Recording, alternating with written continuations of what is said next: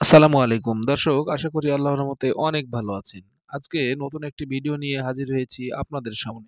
আজকে যে ভিডিও নিয়ে এসেছি সেটি হচ্ছে ধানের চারা থেকে শুরু করে ধান উৎপাদন এবং সর্বশেষ ভাত পর্যন্ত এ টু জেড কৃষকের কষ্ট। দর্শক, আপনি যদি আমার এই চ্যানেলে নতুন হয়ে থাকেন তাহলে কৃষকের লাইফস্টাইল চ্যানেলটি সাবস্ক্রাইব করার জন্য অনুরোধ করছি। আর যদি সাবস্ক্রাইব করে থাকেন তাহলে অনেক অনেক ধন্যবাদ। দর্শক, মূল ভিডিওতে চলে যাচ্ছি। আমরা প্রতিনিয়ত ভাত খাই, বাঙালি তিন বেলা ভাত খাই। আসলে ভাতটা পেতে কি কি কষ্ট হয় সেটি জানাবো। সর্বপ্রথমে জমি চাষ করে ভালো করে জমি চাষ করে দুই তিনটি চাষ দিয়ে সর্বপ্রথমে ধান আমরা বীজতলা তৈরি করি এবং ধানগুলো ছিটায়ে দিই। এখান থেকে চারা উৎপাদন হয়। এই যে দেখছেন, এটা চারা উৎপাদন হচ্ছে। 20 দিন বয়স বা 25 দিন বয়সে আমরা এই চারাগুলো উৎপাদন হওয়ার পরে আমরা এটা আবার রোপণ করার জন্য জমি তৈরি করি। দর্শক, জমি তৈরির কাজ চলছে। এই জমিটা তৈরি হয়ে গেলে তিনটা বা চারটা চাষ দিলে, ট্রাক্টর দিয়ে চাষ দিলে বেশি ভালো হয়। তারপরে আমরা ধানগুলো রোপণ করি। অলরেডি ধান রোপণ শুরু হয়ে গেছে। এই ধান রোপণ করে আমাদের ধান পর্যন্ত যাইতে প্রায় 85 থেকে 90 দিন সময় লাগে।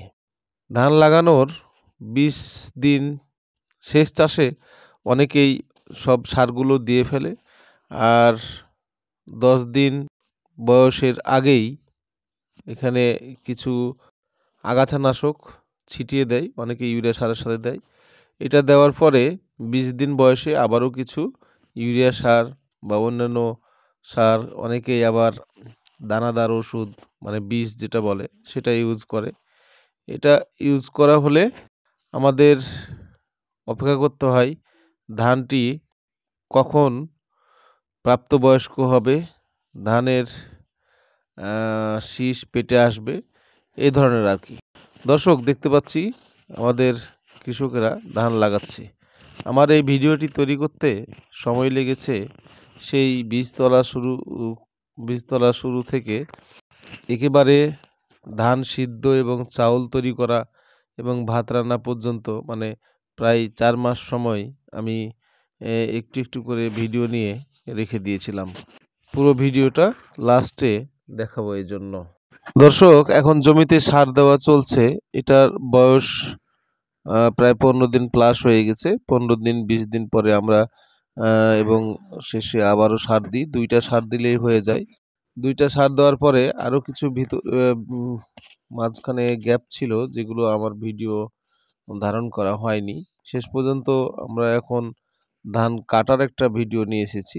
প্রায় 85 দিন বয়সে ধানগুলো কাটা হচ্ছে। আমন ধান। এই ধান কেটে রাখার পরে প্রায় 1 সপ্তাহ বা 10 দিন অনেকে এভাবে জমিতে রেখে দেয়। রেখে দেওয়ার পরে এটা যখন শুকিয়ে যায় তখন প্রত্যেকটা আটি আবার বাঁধা হয়। এভাবে যখন বাঁধা শেষ হবে তারপরে আবার একটু আটিগুলো উল্টিয়ে রাখে যেন নিচের দিক আবার শুকিয়ে যায়। এই সময় রোদ থাকলেও রোদটা অতটা প্রখর হয় না, এজন্য একটু সময় লাগে এটা শুকাতে। যখন শেষ পর্যন্ত শুকিয়ে যায় তখন এটাকে আবার কিছু এলাকা আছে যে ঘাড়ে করে, কিছু এলাকা মাথায় করে, কিছু এলাকা ভ্যানে, কোনো কোনো এলাকায় কাঁকড়াতে, এভাবে এটা নিয়ে বাড়ি পর্যন্ত নিয়ে যাওয়া হয়। বাড়ি পর্যন্ত নিয়ে যাওয়ার পরে তারপরে এটাকে মাড়াই করা হয়। আগে তো আমরা দেখেছি এটা পিঁড়িতে মাড়াই করতো একটা একটা করে। এখন তো বিভিন্ন ধরনের আধুনিক যন্ত্রপাতি এসে গেছে, মেশিন এসে গেছে, বটবটি চালিত মেশিন। অনেক জায়গায় দেখা যাচ্ছে যে থ্রেশার বলে, কেউ বলে আরও বড় মেশিন বঙ্গা মেশিন। হ্যাঁ, খুব দ্রুত কাজ সারার জন্য অনেক হারভেস্টিং মেশিন আছে বড় বড়, সবাই ইউজ করে। তো আমন ধানটা মূলত বেশিরভাগই হাত দিয়ে এভাবে কাটার পরে যেন খড়টা আবার গরুকে খাওয়ানো যায়, এই ব্যবস্থা করার জন্য একটু সময় নিয়ে কাজটা করা হয়। আর যেহেতু এই সময় বৃষ্টি কম, সেজন্য খড়গুলো শুকিয়ে তারপরে এটা নিয়ে যেয়ে ধানগুলো বাসায় নিয়ে যেয়ে ধানগুলো মাড়াই করা হয়। দর্শক, ধান কাটার আগে এভাবে দেখেন বাঁশ দিয়ে ধানগুলো একটু হালানো হয় যেন কাটতে সুবিধা হয়।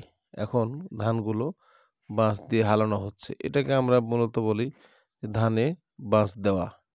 এইভাবে হালানো হয় কাটার সুবিধার্থে।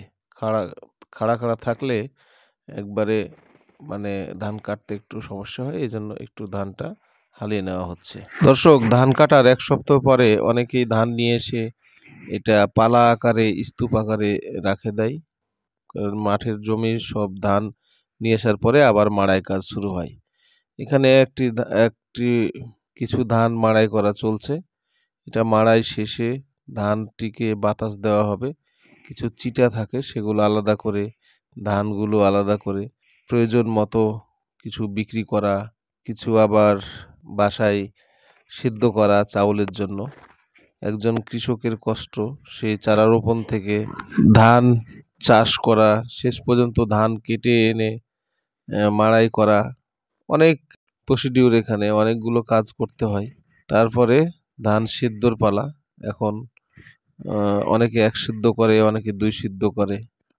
এখানে 1 সিদ্ধ করে ধান রেখে দেওয়া হয়েছিল পানিতে, আবার এটা দ্বিতীয় সিদ্ধ চলছে। আজকে সিদ্ধর পরে এটাকে আবার শুকানো হবে।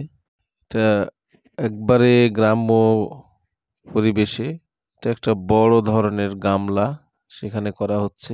অনেক এলাকায় দেখা যায় আবার অনেকে ড্রাম বলে, কেউ তাওয়া বলে। বিভিন্নভাবে সিদ্ধ করার পরে এটা শুকানো হয়। এখন যেটা দেখছেন এটা বড় তাওয়া বলে, এটাকে এভাবে করা হয়। সিদ্ধ করার পরে এটা শুকানো হয়।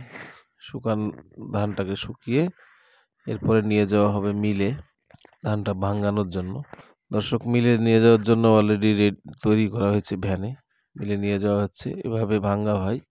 ধান ভাঙানোর পরে আবার এটাকে বাসায় নিয়ে এসে কুলা দিয়ে ঝাড়া হয়, অনেকে ফ্যানের বাতাস দিয়ে ঝেড়ে তারপরে চাউলটাকে ভাতের জন্য তৈরি করা হয়, ভাত রান্না করার জন্য।